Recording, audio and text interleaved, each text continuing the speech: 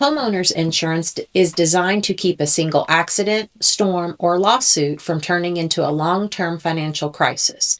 In broad terms, it helps pay to repair your home after a covered loss, replace certain belongings, cover temporary living expenses if you can't stay in the home, and protect you if someone claims you're legally responsible for injuries or property damage. Many people first buy it because a mortgage lender requires it, but the real purpose is to protect your net worth from risk that would be hard to absorb out of pocket. Most standard U.S. homeowner policies are organized around a set of core coverages.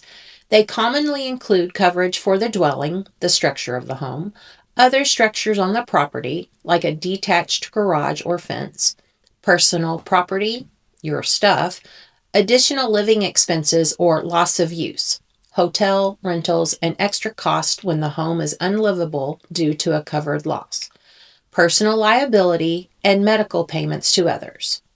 Even though those categories are common, the exact limits, deductibles, and exclusions vary by insurer and state, so your specific policy language matters. A key concept that trips people up is the difference between what your home is worth on the market and what it costs to rebuild. Insurance is mainly concerned with rebuilding cost, materials, labor, demolition, and the cost of bringing a structure back after damage. Market value includes land value and local buyer demand, which is why a modest home in a high demand area can have a very high price but a lower rebuild cost, and vice versa. If your dwelling limit is too low, you can end up underinsured in a total loss. If it's too high, you may end up paying for coverage you don't need. The goal is not to match your Zillow number. It is to match realistic reconstruction cost. The most common policy type many homeowners have is an HO3 style policy. A typical HO3 approach provides broad open perils coverage for the dwelling, meaning it covers many causes of loss unless excluded, while personal property is often covered on a named perils basis, meaning only listed causes are covered. This is one reason two claims that sound similar can be handled differently. The structure might be covered under a broader standard than your belongings, depending on the policy form and what caused the damage. Personal property coverage sounds simple until you look at how items are valued. Some policies pay actual cash value, which includes depreciation, so older items may be reimbursed for much less than it costs to buy new replacements. Other policies offer replacement cost coverage for contents, which can pay closer to what it costs to replace items today, but usually requires documentation and sometimes a two-step payment, an initial amount, then additional reimbursement after you replace items. Even with good contents coverage, many policies have special limits for categories like jewelry, collectibles, cash, or certain electronics. If you have a few items that would be expensive to replace, it's common to add a scheduled personal property endorsement that lists specific items and values. Water-related losses are another area where expectations and reality often diverge. Many policies cover sudden and accidental water damage, like a burst pipe, but exclude gradual seepage, long-term leaks, or damage tied to poor maintenance.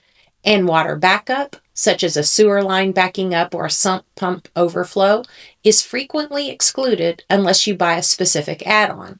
It's worth reading your declarations and endorsements because water claims can be large, and the line between sudden and ongoing is often central to whether coverage applies. Just as important as what homeowners insurance covers is what it generally does not. Flooding is one of the most common and expensive exclusions.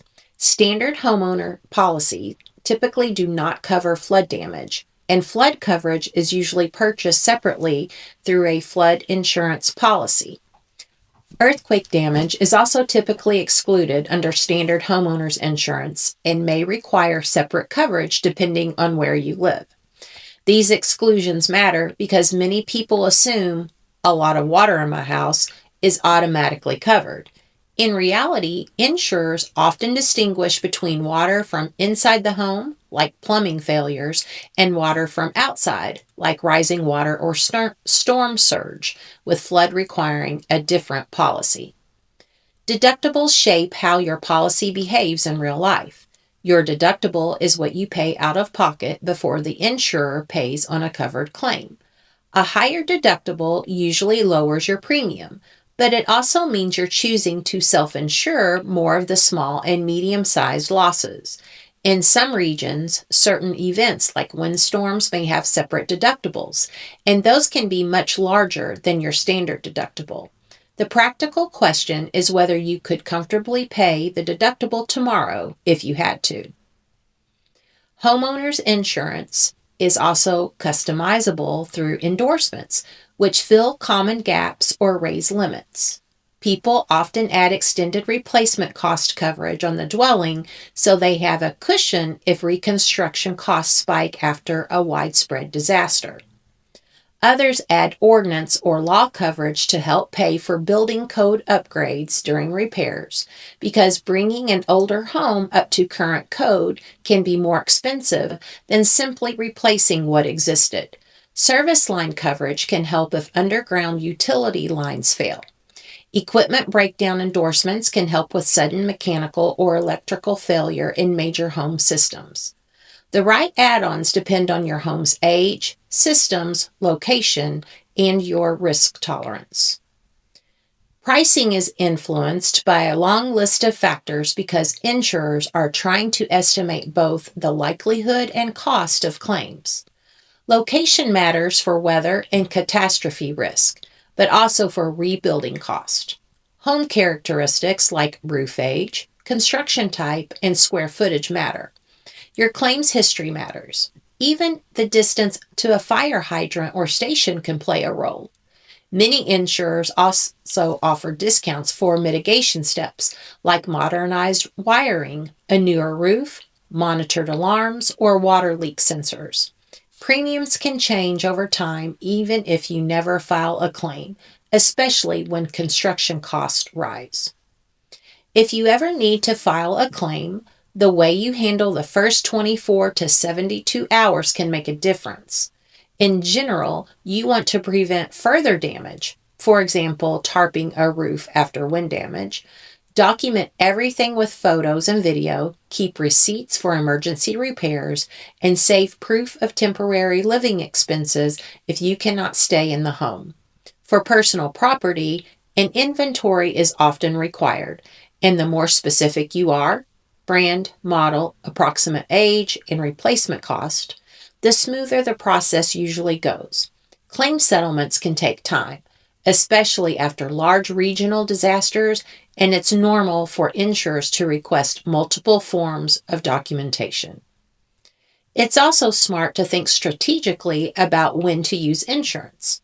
Homeowners insurance is best viewed as protection against meaningful losses, not as a maintenance plan. If a loss is close to your deductible, the claim may not help you financially, and frequent small claims can sometimes affect pricing or renewal decisions depending on the insurer and the broader market. On the other hand, if the damage is significant or could worsen, like major water damage, involving the insurer promptly is often the right move. The best homeowner's policy is the one that matches your rebuild cost, protects your liability risk realistically, and avoids unpleasant surprises in exclusions and limits. A good habit is to review your policy once a year or whenever you renovate, buy expensive items, start working from home in a way that changes risk, or experience major changes in local weather exposure. If you tell me your state and whether your home is newer or older, I can point out the top 2 or 3 coverage gaps people in that situation most often discover after a loss.